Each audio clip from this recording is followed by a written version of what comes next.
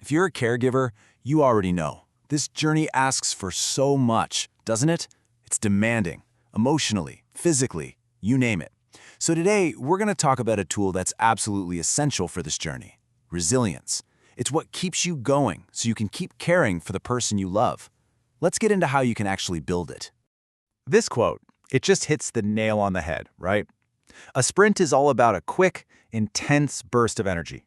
But a marathon is all about endurance. And that endurance, that ability to stay the course for the long haul, well, that's resilience in a nutshell. To really see what this looks like, let's talk about a guy named Carlos.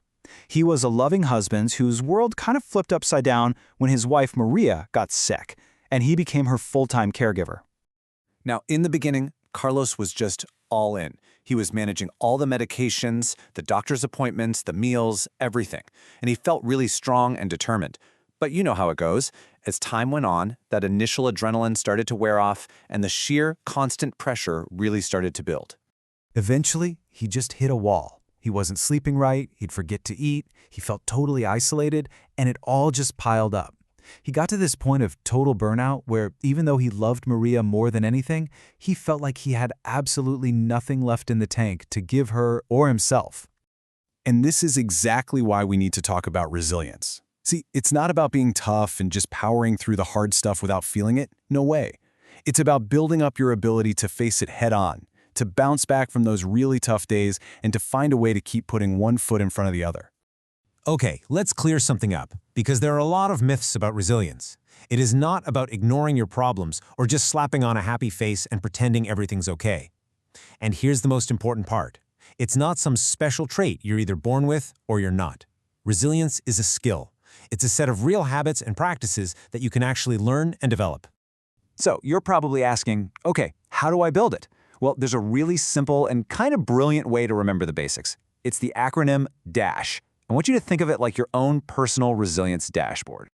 So let's look at this dashboard. First up, D is for diet. This is the fuel for your body and your brain. What you eat literally affects your mood. Then we have A for activity. Even a short walk can release those feel-good endorphins that fight off stress. Next is S for sleep. Oh man, this is so critical for just resetting your emotions and your mind. And all of this leads to the final one, H for help. This is about reaching out and breaking that feeling of being all alone. These four things, they're the pillars that will hold you up.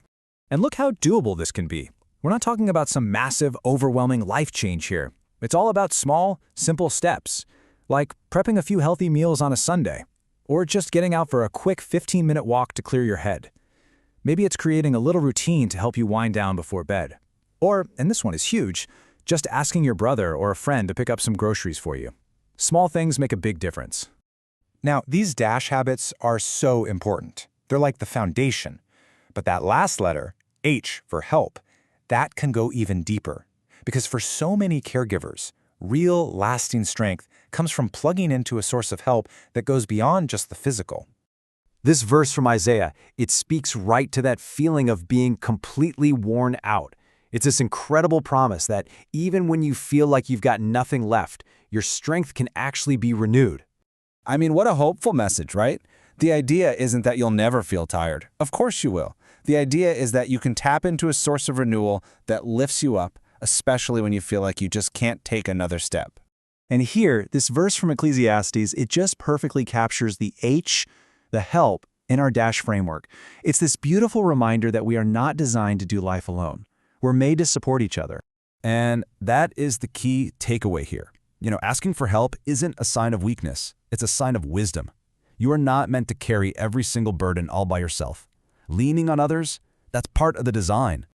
For those moments that just feel completely overwhelming, when the trouble feels too big, this verse from Psalms is such a comfort. It's a promise of a safe place, of a strength that's always there when you need it most. So when you put it all together, you start to see that resilience is kind of a two-part thing. It's about your own practical efforts using that DASH framework, and for a lot of people, it's also about faith. It's about trusting in a presence that can sustain you when your own strength runs out. And that brings us right back to Carlos, because the biggest thing he learned, and maybe the most important lesson for any caregiver, was this: taking care of yourself is not selfish. It is absolutely necessary. It's how he refueled his own tank so he could keep showing up for Maria with all the love and patience she needed. So I want to leave you with this question. Just think about it for a minute.